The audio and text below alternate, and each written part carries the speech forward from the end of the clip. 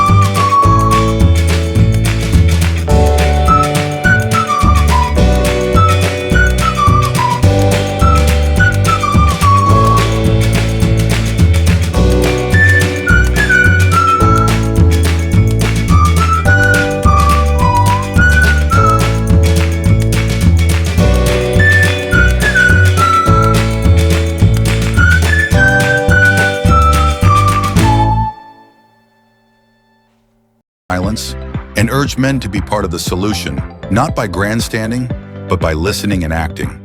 That stance connected with survivors, charities, and advocates who felt seen rather than instrumentalized. It also dovetailed with the UK's wider reckoning with violence statistics that are, frankly, sobering. The key here isn't claiming credit, it's constancy. Royal advocacy can drift into ribbon cutting. Camilla's has been repetitive by design, which is what real change work requires. 2. The Royal Osteoporosis Society. Personal pain, public mission. Osteoporosis isn't a glamorous cause. It's quiet, widespread, and devastating in the lives it touches. Camilla's mother and grandmother suffered from it.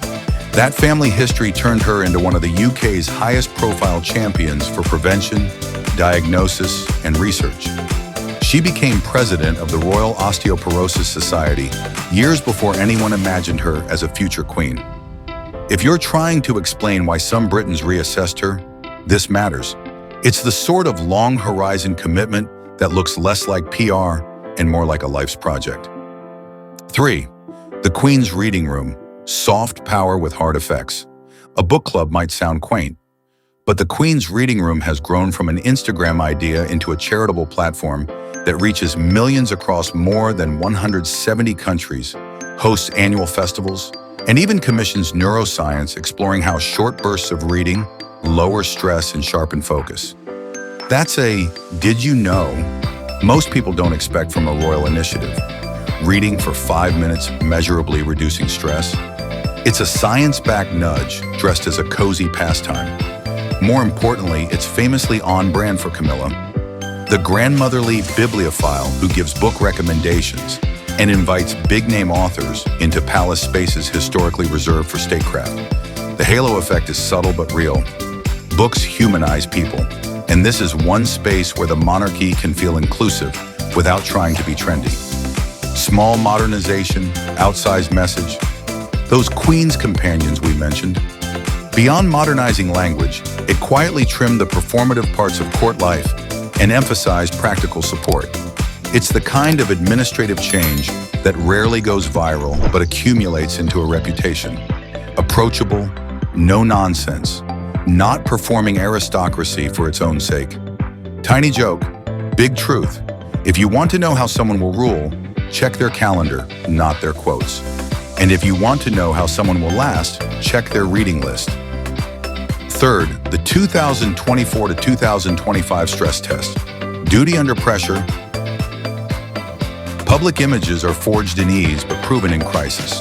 The past 2 years gave the monarchy a brutal set of tests.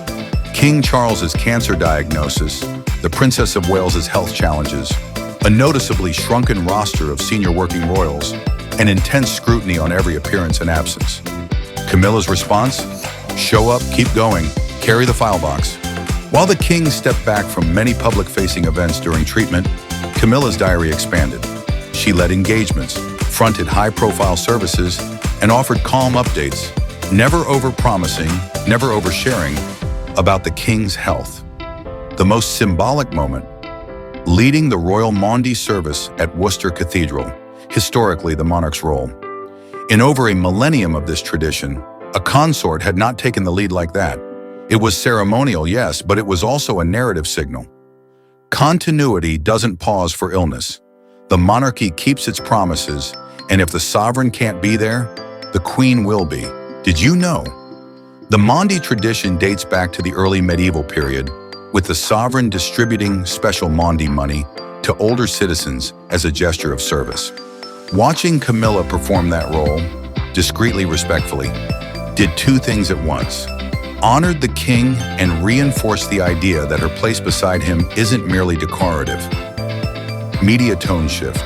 Coverage from traditionally unsentimental outlets framed Camilla as the monarchy's keeper of the show on the road, a phrase that sounds blunt but captures what many viewers saw. Not a sudden burst of charm, but competence. The effect on public opinion wasn't a moonshot spike. Instead, it fed the now familiar pattern. More people seeing utility and steadiness, even if deep affection remains generationally uneven. The Commonwealth as stage and amplifier. Commonwealth Day services, state events, and later tours became pressure tests of stamina and symbolism. Camilla's presence, not as a stand-in, but as a partner, reinforced an old royal message delivered in new circumstances. Service is a relay, not a solo. A delicate balance. One reason this period worked for Camilla's image is what she didn't do. She didn't center herself, didn't escalate the visibility arms race, and didn't try to beat the tabloids at their own game. The raid confident enough to be boring when public drama would be tempting. 4. The image architecture, choices, symbols, and the no drama brand. If you were to reverse engineer the how of Camilla's evolving public image, you'd find a few guiding principles. 1. De-escalate flashpoints. The crown choice without the Koh-i-Noor wasn't just optics, it was respect. In a post-imperial, hyper-connected era, historical symbols carry live voltage. By choosing a configuration that honored Queen Elizabeth II and sidestepped an imperial trigger, Camilla aligned personal symbolism with contemporary reality. That's smart brand hygiene for an institution built on symbols. 2. Borrow legitimacy, then build your own. Being named Queen Consort by Elizabeth II created a legitimacy bridge, but bridges are for crossing. Camilla then built her own legitimacy through patronages, issue fluency, and being visible where it mattered. The lesson: endorsements open doors, consistency keeps them open. 3. Go small to go far. Replacing ladies-in-waiting with companions, favoring an existing crown, and anchoring to books instead of splashy campaigns. These are small choices with big downstream effects. They signal restraint, thrift, and continuity. In an institution often criticized for excess, those notes are soothing. 4. Make the personal relatable, not confessional. Camilla's causes connect to personal history. Family osteoporosis experience, a long record of listening to survivors of abuse, but her public presentation avoids deep personal confessional. That's a difficult line to walk in an era that rewards overshare. She's chosen empathy over spectacle, and it reads as credible. 5. The bookish moat. In the rough and tumble of royal coverage, the Queen's reading room functions like a moat. It keeps the conversation anchored to something warm, educational, and universal.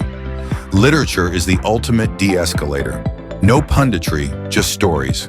And when you pair it with real research on mental well-being and stress reduction, it becomes not just charming, but useful. A gentle laugh because we've earned one. If royal rebrands had taglines, Camilla's might be, fewer tiaras, more chapters. Turns out that's not a bad pitch in a cost of living era. V, where the numbers land and why nuance matters. Let's be clear. Camilla remains a more polarizing figure than, say, the Princess of Wales or Princess Anne. Recent polling in Britain shows a public still divided, though with a solid bloc viewing her positively, and with older Britons generally more favorable than younger ones. Younger cohorts often prize different royal narratives: humanitarian star power, sleek modernity, or outright republicanism. And Camilla's brand is none of those. It's steadiness. But in institutional terms, steadiness is an asset. At moments when the monarchy felt thinly staffed and hard-pressed, her presence underlined continuity. The image evolution, then, isn't a Cinderella story, it's a competence story. And competence doesn't trend on social media, but it does move trust over time. 6. What this means for the monarchy's next chapter. Symbolic capital. Camilla's transformation from divisive figure to dependable queen doesn't erase the past, but it diversifies the monarchy's symbolic capital. She's become a vessel for a set of values that play well in an anxious age: thrift, literacy, care for the vulnerable, and respect for historical sensitivities. Institutional resilience. Her stepped-up role during the King's treatment and the Princess of Wales's recovery demonstrated a continuity plan in action. Monarchies rise and fall on their ability to absorb shocks. In that calculus, Camilla's image matters not as personal redemption, but as institutional resilience. Culture changed by inches, modernizing court roles, legitimizing a reading charity with real scientific backing, choosing a crown with colonial sensitivities in mind? None are revolutions. They are the incremental culture change that keeps old institutions breathable. Your "did you know" takeaway for dinner table debates. A consort led the Maundy service for the first time in its ancient history. A Queen's book club now measures reading's effect on stress and focus. And a crown made news for what it left out rather than what it flaunted. Those 3 sentences summarize a thesis. Camilla's image has evolved by doing less of the wrong kind of spectacle and more of the right kind of substance. Conclusion. So how did Queen Camilla's public image evolve? Not by erasing history, but by outlasting it, through patience, careful symbolism, and work that speaks softly but steadily. The Queen who was once seen as a problem is now, for many, part of the solution. A consistent presence, a pragmatic modernizer, and an ambassador for causes that matter when headlines fade. And why should you care? Because institutions don't survive on nostalgia or novelty alone. They need people whose reputations can bend without breaking. In the coming years, as the monarchy navigates health recoveries, generational transitions, and public scrutiny that never blinks, Camilla's image won't just be a personal arc. It'll be a barometer of the crown's ability to adapt with grace.